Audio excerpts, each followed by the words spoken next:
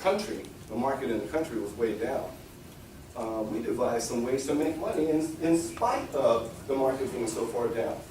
And so we were running little ads on Craigslist, on Backpage, and we're looking for partners in the stronger areas, and we let them know about vacant abandoned properties.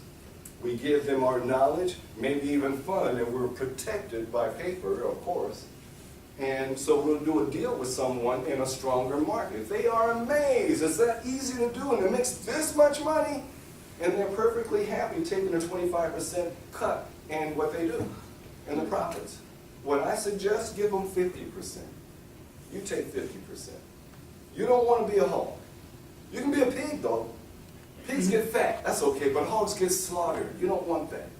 So give them 50%. And now you have a partner working with you for as long as you want, until they get the knowledge that they don't need you anymore, and then they go off on their own. And that's okay, too.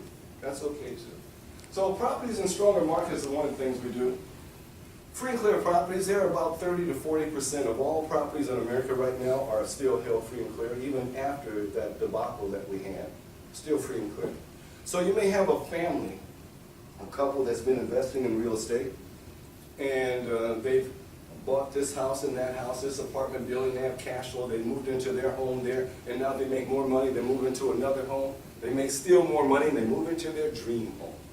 And now everything is set. There are many of these properties, they own free and clear. They paid the mortgages off. They bought them free and clear. Now we have a tenant who loses his or her job, and now they have to move out of that house. Well, that house is owned free and clear. There's no mortgage. Taxes and insurance is no big thing. So that owner can get lazy and the property sits there. So what we do is we target free and clear properties that are vacant and abandoned. We go after those owners. We educate the owner as to the legal aspect of it, how vulnerable they are, and then we give them a plan that we can use with their help in owner financing, and we monetize that property. And we do it like this. Mainly because it's a vacant, distressed property, lending itself very well to creativity, because the owner knows that he can't get a loan. No lender in his right mind is going to lend on that property. And then discounting liens, this is one that Chuck did. Chuck found this property in an adjacent state, and he did some homework on the property. Here's the property after he cleaned it up a little bit. He did some homework, and what he found is this. He found that there was a first mortgage of $127,000, a second of $47,000, and a third of $29,000 all owed against this property. Total owed against this property was $203,000, but it's upside down by $2,000. The value was only $201, upside down. And so what we have to do is to figure out a way to monetize that, because the average investor is running from this situation. They don't see an out for this fly. Anybody belong to this fly? It does. Sit down and watch the screen. All right. So discounting liens. Man, now he's buzzing. You got a fly swatter? Back and forth. Okay. I'll outwalk the fly. All right. So discounting liens. So what Chuck did is, this is a challenge for me to stay on point, right? I'm going to show you how on point I am. Okay, got it. All right, so now Chuck does the research. He found that the first mortgage is in foreclosure. Yeah. And then the second mortgage and the third mortgage are there. But if the first goes back in foreclosure, what happens to the second and the third? They get wiped out, don't they? They lose everything. And so what he does then, he contacts the holder of the second and the third, and he lets them know, hey, have you received any money on your notes? You've been holding that note for a while. No, we haven't received anything at all. Well, let me give you an idea of why. And he shows some pictures of the property before he cleaned it up. This property is uninhabitable. And you're not going to get paid on this property because no one can live in this property. And then on top of that, I did the research, and the first is in foreclosure. So second holder, third holder, if you don't do something right now, when the first goes back, your $47,000, your $29,000 is going to be wiped out. So here's what I'd like to propose. I want to buy this property. However, I can't buy it in the financial condition that it's in now. Second holder, third holder, if you would be willing to discount your $47,000 mortgage down to 17, be willing, third holder, to discount your $29,000 mortgage to 10,000, I will guarantee you that when I buy the property, fix it up and sell it, I guarantee that you will be paid those figures respectively. However, I got another guarantee that I need to give you. That if you don't do anything at all, I guarantee you that you're going to get a goose egg, you're going to lose everything you have in the building. What is their simple decision? Discount. And so that's exactly what they did. So now Chuck has discounted these mortgages. Now instead of 203 owed against it, it's only 154. Chuck just created himself a $47,000 profit on a property that was upside down by $2,000. How many seasoned investors do you know that don't even know how to do this? Most of them do not. They look for their profit going in with equity. So now when you have a situation like this, can you not go out and find properties that nobody wants because they're upside down, and now using your creative knowledge, squeeze a profit out of them? And you can, yes you can. I appreciate your questions, but I'm on a real tight time schedule. We're running real late. So would you do me a favor? Jot the question down, and I promise you I'll be here until the last person leaves, answering questions, okay? I've got a lot of information, and I might even answer that question before I'm even finished, okay? Is that all right with everyone? Yeah. Very good. Yes. All right, so 47 grand. So people come up to me and tell me, well, Reggie, I can see that with these types of properties here, and I can see that very unique strategy. There's a lot of very unique strategies with this course that teach you how to monetize these properties in all kinds of different ways. So they'll tell me, well, in order for me to make that $47,000, I got to fix the property up, and I don't have any money. Well, okay, it's fair. How many of you have ever gotten a government low interest rate loan, subsidy, or a grant for any reason at all? Please put your hands up proudly. Okay, got 2 hands, 3 hands? Well, we have 2. And so there's all kinds of government money out there. But I want to show you something else. In supporting my claim that you can do very creative deals with vacant, distressed properties, you can do all kinds of things. And if you don't want to go to government, I say don't. Don't fill out that long application and sit around and hope that they send you some money. Why not do something simple and direct and that gets the results we want? I wrote an ad for Chuck and for my other students. And in this ad, it's a very, very powerful ad. And in the ad, it says something about needing $20,000 for a real estate rehab project. Your money is guaranteed by the property. In other words, if I don't pay you, you get to take the real estate. And I'm offering you a 20% return on your money. 20%. How much you guys making in the bank right now? That bad, huh? How about a fraction of 1%? At 20%, do you think that we're going to get any? I know I look real crazy. I don't know what these people on the video are going to think when they watch this. Yeah, Reggie's lost his mind. He tells at 11. Yeah, all right, I guess I just have to let him fly around. I don't want to look bad for the video. I'm going to open this door. Oh, great. It'll just fly out. Might lose me again. All right, so most people are earning like a half of 1% in the bank. 20% return, you think you'll get any calls? You get a lot of calls. So someone did call Chuck. A lot of people called Chuck. And Chuck was able to choose the person that he wanted to work with. And so that person loaned him 20%. And he went ahead, did the rehab on the property. And he did it within 2 months and got his money back. 20% in 2 months. We're talking about 20% annualized over a whole year. If it's paid in 2 months, what is the return on investment? Anybody know? 20, 40, 60, 80, 100. So it's like 100%. It's 100%. Annualized over 1 year, this man is making 100% when it's annualized. But let's stay with 20% return on your money. And so Chuck was able to take that money, and within a couple months, he did the rehab, sold the property, paid him his money back. The cost of funds, $4,000. That's all, just $4,000. And now, the beauty of it is that now Chuck has the ad. And he can run this ad anytime he's looking for money. And so many people called him when they saw that ad. Do you think he threw those numbers and names away? He has those names and numbers. And then there's another thing too, that we know the birds of a feather flock together. And so that one investor that loaned him the $20,000 and got the $24,000 back in 2 months, he has friends that have money. And so they're out there on the golf course. And he's saying, he's bragging, you know, I just got a 20% return on my money and I got it in 2 months. And they're like, what? What, really? Hey, listen, I got money too. Can you take my money and can you make my money grow like that?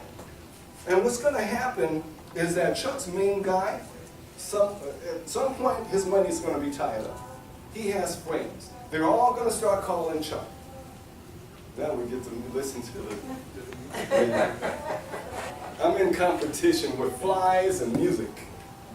So anyway, they're going to call Chuck. Hey, listen, I heard from John that you paid him 20%. I've got an awful lot of money. Do you need money for acquisition? Because I can give you the money you need to acquire these properties as well as fix them up. 20%, right? Not on the acquisition, no. If you borrow $200,000 from these folks, you don't want to pay 20%, you pay a lot less. But you're going to give them more than they earn in the bank. And so once again, these types of properties lend themselves so well to creativity.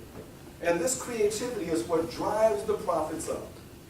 We start off with a vacant, distressed property that's owned by a motivated owner, and using creativity, we drive the profits way up. Now, there has to be some mention of SEC, because when you run an ad, you may have to be registered with SEC. That's no big thing. So you Google SEC. You pay the little registration fee. Now, you're good to go. And you run an ad like that, and all of a sudden, you get all the money that you need. And what happens now if these guys, their money's all tied up, and you got another deal? What do? You simply run the ad again. You don't go to a bank knocking on the door, hey, I'd like to see if I can qualify for a loan. Forget that. I don't think I would qualify. I haven't had a job in a whole lot of years.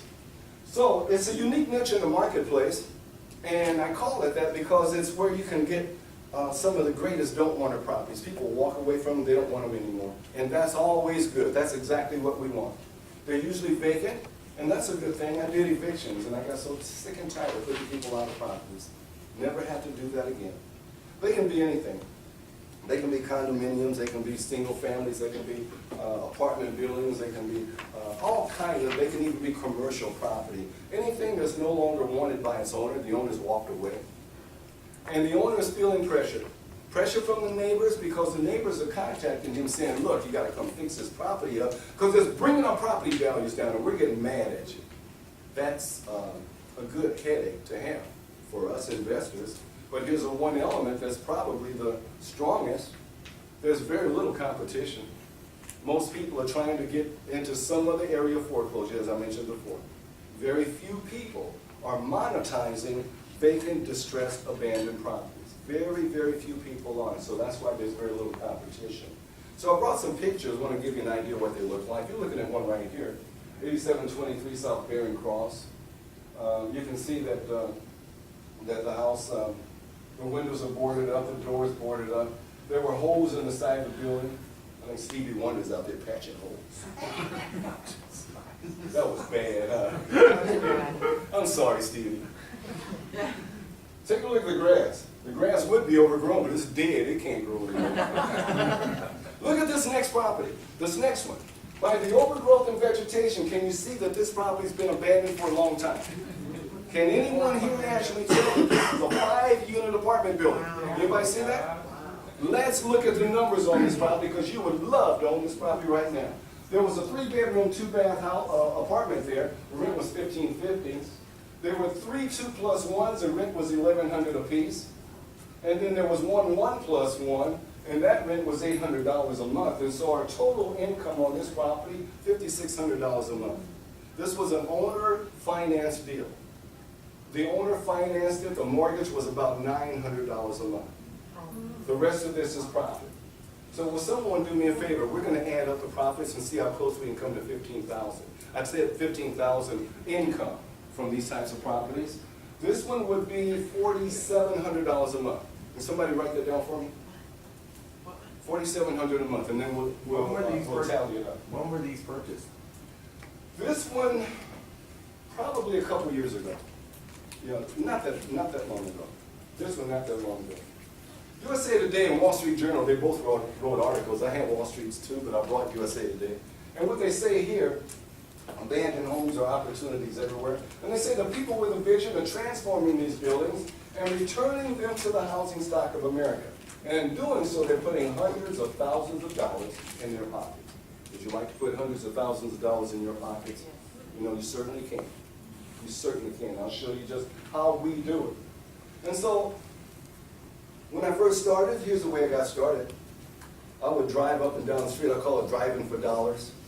I'd drive up one street, down the other, looking for signs of abandonment. And then when I would find them, I'd jot the addresses down and go to my office in my home. And I would process this information. Here's what you need.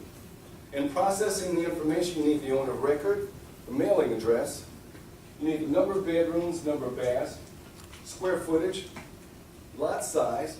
Zoning would be very helpful. You need one more thing that cost me $41,000. Remember what it was? You need comps, comparable sales. How many of you getting all the comps that you need and you're getting them absolutely free of charge? Okay. Some of you, most of you did not put your hands up. You need to get that. In the $30,000 flips in your own backyard course, I give you all the tools that you need, including access to comparable sales. Because you got to have that. What comparable sales are, it tells you how much a property is worth before you buy it, and then how much it's worth after you fix it up. And that way you get a gauge on how much profit you have in between. That's the power of comparable sales. So what I'd like for you to do is to get serious about this very, very strong money-making venture and build yourself a money machine that will take care of you and your family for the rest of your lives. And so what that means is that we'll no longer chase these properties, we'll get these properties chasing us. To me, it's a whole lot sexier making money with properties chasing you than you chasing them. Don't you agree with me? How many of you agree? Yes, sir. Yeah. So let's get them chasing us. And there's a lot of different ways. I'll share one with you. Let's say you have an advertising budget, $400, and you want to run an ad in the newspaper. And the ad could say something like, I can buy your distressed property, I can buy it in its present condition, and I can close in 15 days. Call Reggie, and then you have your phone number there. And so when you run that ad, you don't listen. You don't put call Reggie, guys. Okay, you put your name and then your phone number. You'll be surprised at what people do. You call Reggie and then they're asking, Reggie, what's your phone number? Your name and your phone number. So you run an ad like that. What are the chances in the next 10 days, 2 weeks or so, someone calling you with a deal that you can make yourself $50,000, $60,000, $70,000, $80,000 on? Most of the people I know will say no chance. I'll say a very, very slim chance. But let's get creative. Once again, we have an investment opportunity that we can use to be creative and make tons more money. By the time I'm finished, I'm sure you're going to see exactly that. So let's get creative with this. We don't want to chase properties, we want them chasing us. So what we could easily do, get ourselves a couple of friends or relatives. Now everything that I say is going to be very conservative. You can ramp up later, but we're going to be very conservative. Get a couple of friends and relatives. Let them know about vacant, distressed, abandoned properties. Now I have this form in your course, and it's called the Rehab Analysis Form. Every form that you need to be successful is there. Right now, we're going to talk about the Rehab Analysis Form. What I want you to do is to take it out, make a bunch of copies of it, and give them to the 2 people that you have working for you. Let them know that, well, they're not working for you, they're working with you.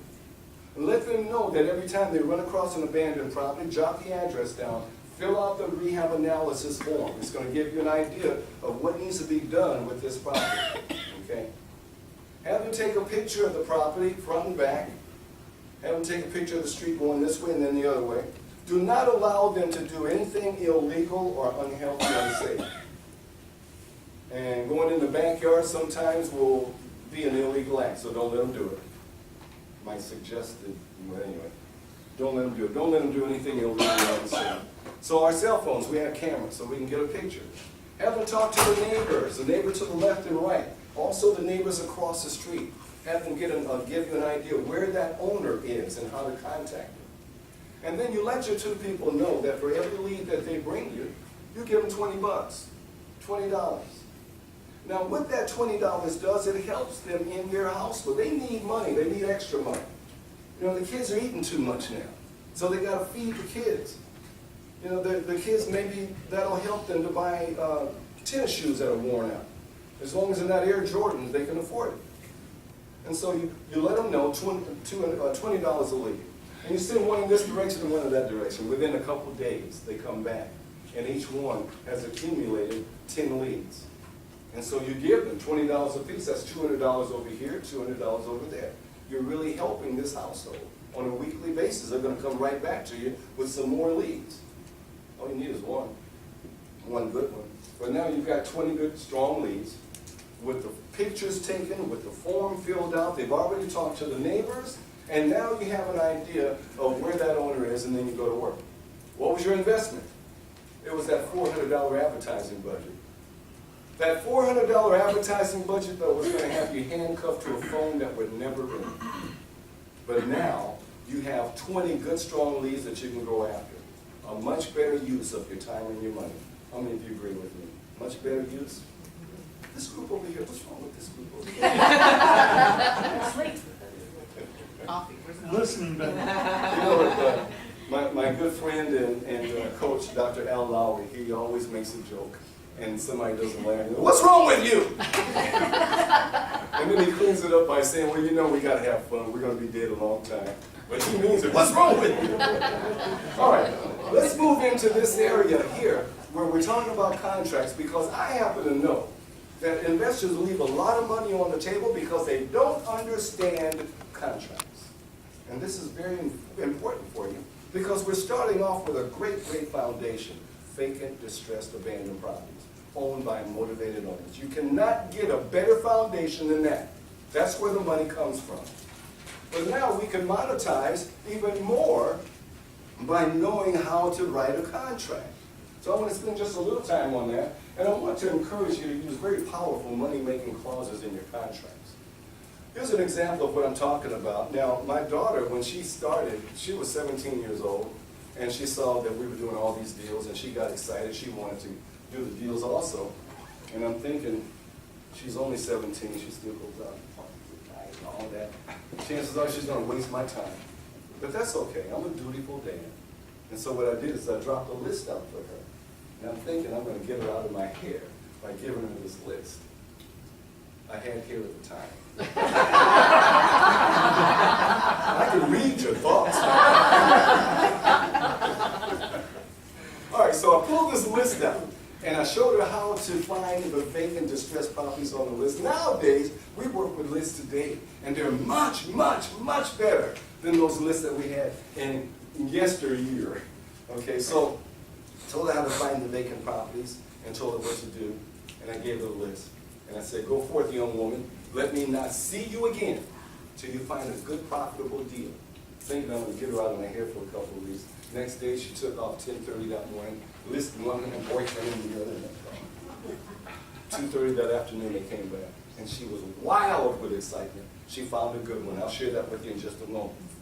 Just a moment. That would be her first one. So we want to work smart now.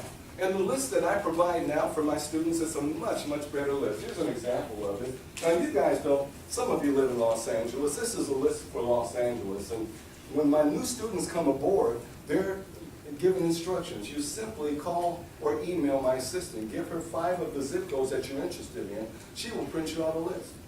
My new students, she'll print you out a list. And we always print out a minimum of 100 properties. Now, not all these properties are vacant. Some of them you missed out on. Some of them you'll see that they just finished fixing them up. The paint's still wet. The carpet still smells new because some investor got there before you. But many of them are vacant. All you need is one to work on. Now, I don't know if you can see this, but here's the owner name here. The Cyrus address. This is our vacant address over here, city, state, zip. The type is R all the way down. These are residential. Sometimes you get commercials. Over here is the owner's address. So when you see that the property address is different from the owner address, like here, one's on Glen Ellen and the other one's on Cerritos, you just located that owner. You don't have to do the research to find, where is the owner? How can I find the owner? We've already done it for you on the list. Okay, so this now, if my daughter had this list way back then, oh, she would have been popping. But she did all right with that list. She did all right. So I'll show you the property that she found when she was so wild with excitement. This is a 4-unit building that she found off that list. And we purchased this building. Here's a bedroom mix and the rent. 2 or 3 bedroom, 2 baths. The rent was $1,550 each. One was a 2+1, $1,025, and then here's one 1+1, and this was $700 a month. And here's the total income, $4,825. Now with this one, this was a bank-owned property. We got them to finance it, and I believe the rent or the mortgage was like $1,200 a month. So that means that we are now netting about $3,600 a month. Can someone add that to our last figure? $3,600 a month. We kept this building for quite a while, and we finally sold that building. We made a ton of money on that. So now, when we walked in, there was fire damage in this first unit. The other 3 units weren't bad at all, just carpet, paint, minor repairs. First unit, fire damage. You know, I had my daughter find the owner. I told her how to find the owner, what to say to the owner. And I want you to say this, this, and this when you find the owner. But don't say this, this, and this, because you're liable to blow the deal. And I want you to get permission for us to go inside. And so she did that. So I showed up over there with my wife, my daughter. My son was away in school at the time. And so I opened the door. That first unit, I opened the door, and man, the smell that came out of that unit. If you could see smell, it'd be like a fog. It was coming at you like this. It was horrible. Horrible smell. What had happened, there was a fire in the kitchen ceiling, and it worked itself into the living room. So when the fire department came and they put the fire out, all the water fell into the carpet. And nobody bothered to take the carpet out. Year after year after year. Can you imagine the fragrance? I call it a fragrance. That's the money fragrance. See, when you smell that kind of a fragrance, you know you're about to make some money. This building smelled like a small fortune. And I knew I was going to make it. Wow. Now when I smell buildings like that, I always go back to this one, and I try to, well, anyway, you know the story. Lots and lots of profit out there on these kinds of buildings. So now I had to teach my daughter how to write up the contract. We went back to our office in our home, we wrote up the contract, and I showed her a little clause that I want you guys to write down too. Whenever you're about to buy a building that has any kind of fire damage in it, please include this clause. This offer is subject to the seller assigning to the buyer the insurance element. How did I know that there was an insurance element? I didn't. But I know that there was a mortgage on this property. And I also know that there was fire damage that had not yet been repaired. So that means that there's a possibility of a check floating around someplace. This clause is designed to get these hands right here on that check. Now let me show you what happened. Here's the property after we cleaned it up. Well, you already saw that. Our agreed upon price, $172,000. This is Los Angeles, California, 4-unit building, $172,000. Why? Because it was a distressed property owned by a motivated owner who had to get rid of it. He didn't want to sell it, he had to sell it. That's the difference. So let's look at the numbers. 172, we got the insurance assignment. It was $47,235.04. I didn't have the heart to put the 4 cents up there, but I'm telling you about it. Now the beauty about this is that we got that money for free. Why did we get that for free? Because you asked for it. Yeah. Who was that said that? Because we asked for it. Yes, sir. You see, that's exactly right. We asked for the money and we got the money. The way we ask for things in real estate as an investor is through clauses in our contracts. And in your course, you have one of the most powerful contracts that you've ever seen in your entire life, because it has 19 of these money-making clauses all embedded in the contract. You don't have to remember what they are. So you sit down at the table with a motivated seller, and you use my contract, and you fill it out and shove it over to the owner. And the owner goes through it, and he sees a clause that he doesn't like. What does he do? Does he kill the deal? Does he take you and throw you out the front door until you never come back? He simply draws a line through the clause that he doesn't like. And you don't sweat it because you got 18 more. You're going to make your money going into the deal, and coming out of the deal as an astute investor investing in a distressed property owned by a motivated owner with one of the most powerful contracts that you've ever seen in your life. This is how we make much more money, by using our contracts correctly. So our effective purchase price went down to $125,000. We fixed up this whole building inside and out, all 4 units, for less than $24,000. Now I'm going to show you, toward the end of my talk, I'm going to show you some ideas on how we're able to fix up properties